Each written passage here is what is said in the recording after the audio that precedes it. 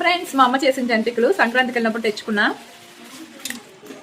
ప్రశాంతంగా తిందాం అనుకుని క్యాన్ తీసానా, వాళ్ళు ఉండరు, నన్ను ఉండనివ్వరు. హెల్దీ ఫ్రూట్ బాక్స్ అమ్మా, నీకే హెల్దీ ఫ్రూట్ బాక్స్. ఏమన్నా పంజాగుట్ట పోలీస్ స్టేషన్కి రావాలా? నేనా? ఎందుకు రావాలి? ఫస్ట్ మీరు చేయాల్సింది అమ్మాయికి మనీ పే చేయండి. వచ్చారండి ఇక్కడికి? ఎక్కడికి రావాలి? Panjagutta police station. ఎందుకు? మేమెందుకు రావాలి?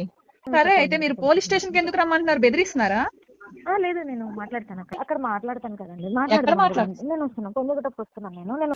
ఓహో, నువ్వు మంత్లీ సబ్స్క్రిప్షన్ కింద 1 month కి 2000 పే చేయించుకుని, అంటే డబ్బులు తీసుకుని వాళ్ళకి ఆ ప్రొడక్ట్ పంపించకుండా, నీ ఫ్రూట్ బాక్స్ పంపించకుండా మోసం చేస్తున్నావు కదా. నువ్వు చేసిన మోసాన్ని విత్ ప్రూఫ్స్ తో సహా నేను బయట పెట్టాను కదా.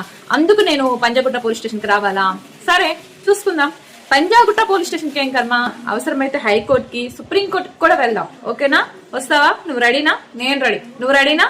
లేదు, కాదు, కూడదు అంటే ఇప్పటికి అమ్మాయి మనీ పే చేసి 20 days అయింది కాబట్టి 20 days లో నువ్వు ముష్టి 3 రోజులు పంపించావు అమ్మాయికి. అది కూడా ఎలా? ఒక్క రోజు పంపించావు, తర్వాత పంపించలేదు. అమ్మాయి ఫోన్లు మెసేజ్ చేసి అలసిపోయి మీరు రెస్పాండ్ అవ్వకపోతే వాళ్ళ ఫ్రెండ్స్ తో చేయిస్తే వాళ్ళు ఫోన్ చేసి మేము పోలీస్ కేసు పెడతాం మీరు ఇలా చేస్తే అని వాళ్ళు చెప్పినప్పుడు అప్పుడు భయపడి 1-2 రోజులు పంపించావు. తర్వాత మళ్ళీ మామూలే, మళ్ళీ వదిలేసాం. అంటే ఈ 20 రోజుల్లో నువ్వు వాళ్ళకి పంపించింది 3 days, 3 రోజులు, ముష్టి 3 రోజులు పంపించావు. నేను వీడియో చేయకముందే నిన్ను అడిగాను, నీకు మెసేజ్లు చేశాను.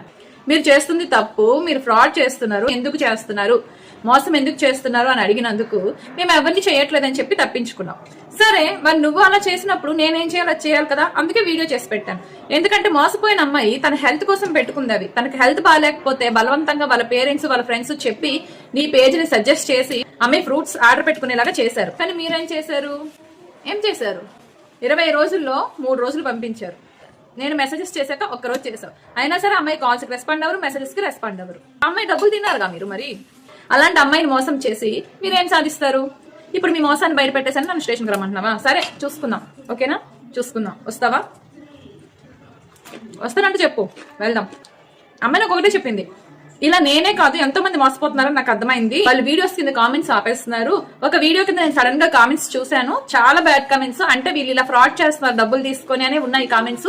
మళ్ళీ నేను ఒకసారి చెక్ చేసేసరికి మళ్ళీ ఆ వీడియో లేదు, కామెంట్స్ లేవు. అంటే వీళ్ళు కావాలనే ఫ్రాడ్ చేస్తున్నారు కాబట్టి నా డబ్బులు పోయినా పర్లేదు, ఫైట్ చేద్దాము. పోలీసులు కేసులు ఇవన్నీ కాదు, వీళ్ళ దగ్గర ఎంతమంది కొంటున్నారో మనకు తెలియదు, ఎంతమందికి ఇస్తున్నారో ఎంతమందికి ఇవ్వట్లేదో తెలియదు. కాబట్టి నాలాగా ఇంకెవరు మోసపోకూడదు. కాబట్టి మీరు వీడియో చేయండి అని నన్ను బ్రతిమలాడితే నేను చేశానమ్మా వీడియో. అంతేగాని తాడు బొంగరం లేకుండా, అసలు ఏం తెలుసుకోకుండా, ఏం తెలియకుండా నేనైతే వీడియో చేయలేదు. కాబట్టి ఎక్కడికి వెళ్దామన్నా నేను రెడీ. ఏమంటున్నావు? బెదిరిస్తావా? పద వెళ్దాం, పద. ఎవరిని తెచ్చుకుంటారో తెచ్చుకో, వెళ్దాం. ఓకేనా? డన్.